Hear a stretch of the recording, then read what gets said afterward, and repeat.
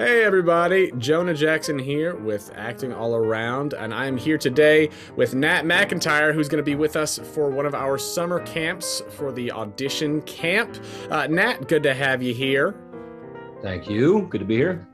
Absolutely. Would you, just for anybody who has not had the pleasure of meeting you yet, would you like to just tell anybody who's watching just a quick bit about yourself and what you do here in Nashville?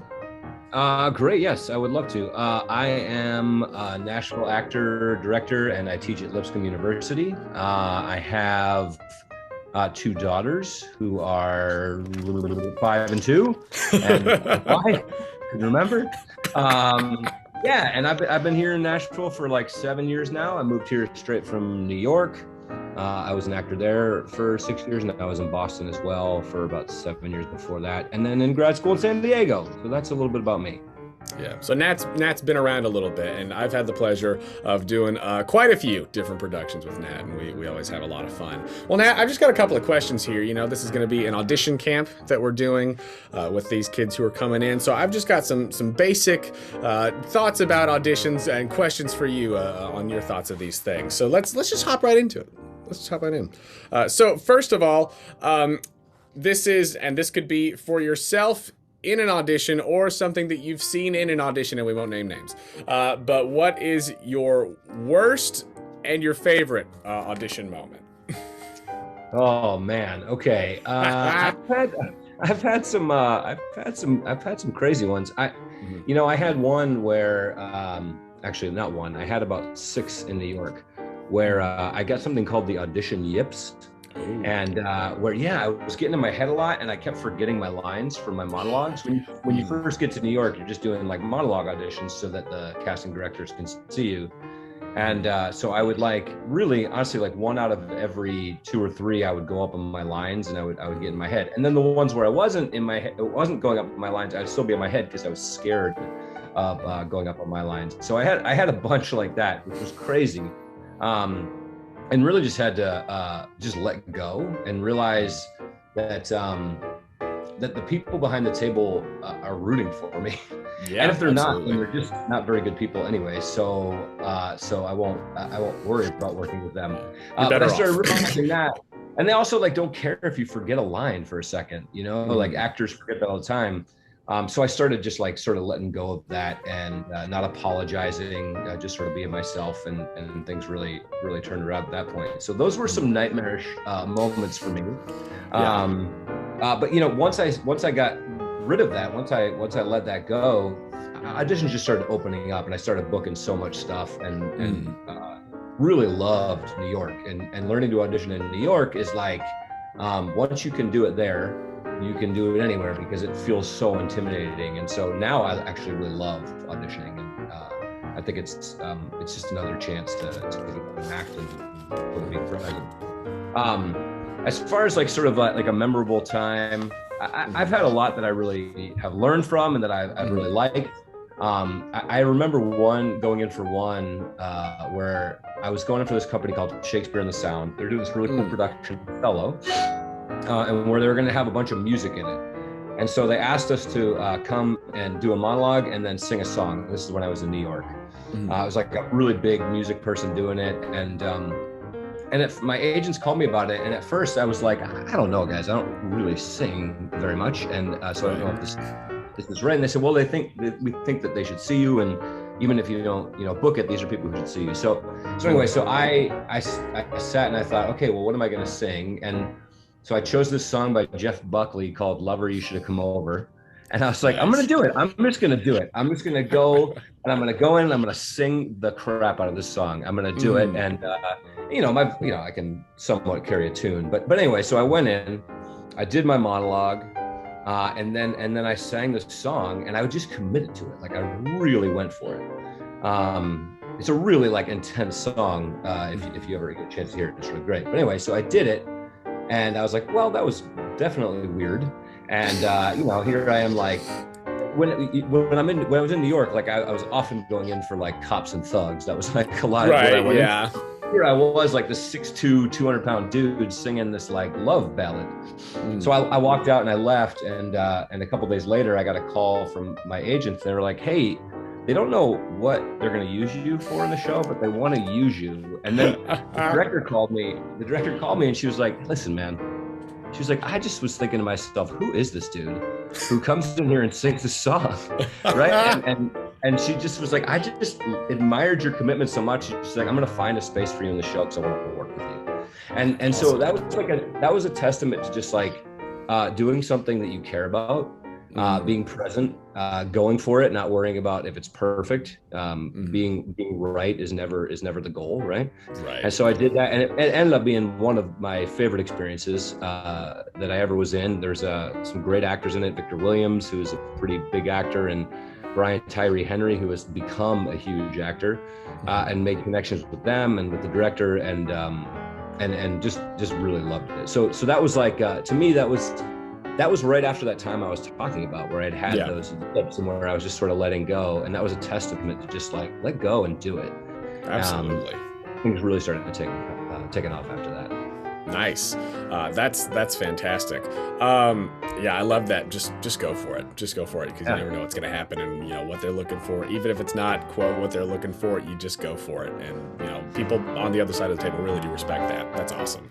All right. How about another one? What are just one or two basic tips you have on picking audition materials? Obviously, you just from that story alone done some bold choices in your time. Yeah. Well, what are your tips on just sort of standard picking audition materials? You know, the most important thing to me is pick something you care about. Yeah. So too many times, so the problem isn't when you go in and you do a monologue that other people have done, right? Like, you know, you go in and like do Hamlet, and that's fine if you care about it, and if you bring yourself to it, right? Yeah. So pick something that you really care about. That's actually another quick story. I remember going in. I auditioned for Macbeth. We're not in the theater for that. Yes, we're just at home. It was this is when I was pretty young. I was probably your age, Joe, and I was in my early mid-20s. and I went in and for this Worcester Foothills, and I said, he said, okay, so what piece are you gonna do? And I was like, I'm gonna do a piece from Hamlet. And he goes, oh, you are you? And this is another testament to it, though. Like, I felt really connected to this piece. It was one I had been working on, and I just felt like I could show who I was. So I did it. And the same exact thing. Like, he booked me in it, and he was like, hey man, you had to nail it, and you did. And I just wanted to work with this guy who was crazy enough to do a Hamlet monologue, right? So it's not about picking. The problem is that people pick the same monologues that everybody else picks, and they're not connected to it. They do it like everybody else does it. So you have to pick something that you really connect to, and then something that shows the people you're working with your heart. That's what they're looking for, and that's really the only thing that reads as authentic on stage, is if it has your heart. So pick something that you care about, and then something that shows your heart and who you are. That's awesome. Nice. Oh, I love it. All right, how's about another one here? Any do's or don'ts of auditioning that you would like to share? Oh man, you know, there are some, but I often say, like, a lot of times I'll be like, don't ever do that until you do, right? Like this is, again, it's all about like showing yourself. And the example I always use is like, there's something really annoying, and it tends to be females who do this, just because I don't know why exactly. Not only females do it, like auditioners who kick their shoes off before they audition. And oh no! Almost always it just reads as like, "Hey guys, I'm just like really cool and I don't care, and I'm gonna take my shoes off and I'm gonna show you how cool I am." Connected. So, yeah, right. So I'm like, don't do that until you do it, because there's some people. So if 10 people do it, there's one person who does it, then I'm like, oh yeah, that's you. You kick your shoes off. But don't be the person who kicks your shoes off unless you are the person who kicks your shoes off, right? And if you're not kicking your shoes off in real life, don't kick your shoes off in the audition. Yeah, and really probably don't audition either, but like, but like there's just a few people who can, you know, I went to grad school with this dude who went in and he met with his agent, and he just was this guy. Like, he went in there and he literally sat on the agent's desk, right? And they signed him, right? Now, if I had done that, they would have called the police. If 95% of people had done that, they'd have called the police. there's just some people, right? And Yeah. so it's really just about, don't be somebody else, be yourself. Yeah. Go in and be yourself. And my other one is like, don't ever apologize for your work. I don't care if you completely poop in your pants with the audition, right? Like you just can't, like, everybody behind that table recognizes that every audition is not going to be perfect. And don't be afraid to laugh at yourself. It's fine to laugh at yourself. I've gone up on my lines or like messed up or something didn't work. I'm like, whoa, that was ridiculous. And then gone back and started again. So, but don't ever apologize for yourself, because if you've prepped, if you're prepared and you're present and something weird happens, you don't have to apologize for it. That's theater, right? We love that. Like, use it, enjoy it, let it be weird. But yeah, so I think those would be the two things. Nice. I love that. Well, one last question here. What are you most looking forward to in this camp? Seeing these kids coming in with their audition pieces and everything. What are you looking forward to the most when you get to come in and work with them? What's the age group?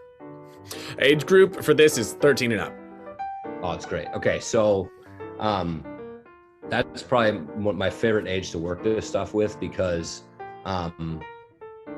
they don't know enough yet to take themselves too seriously, right? So these students come in and they're just like, here's this thing I do, and exactly what I was talking about before. As you get older and you start to take yourself more seriously, there's an air of pretension about it, and so I just spend the whole time working with people, just trying to get them to stop trying to be something they're not. And so a lot of times students, 13 to 18, or even early 20s, they're just ready to play. And so for me, that's exciting, and so I'm really excited to just sort of see what they have, and then I can just sort of help refine it a little bit and let them know when they're not being themselves, right? Because that, I can't tell you enough, that is 100% the key. Every casting director I talk to, they need you to be yourself. They need you to be the best version of yourself, and you need to be prepared, but they need you to be yourself. Yeah, well, we're excited to come play. Yeah, so that's going to be awesome.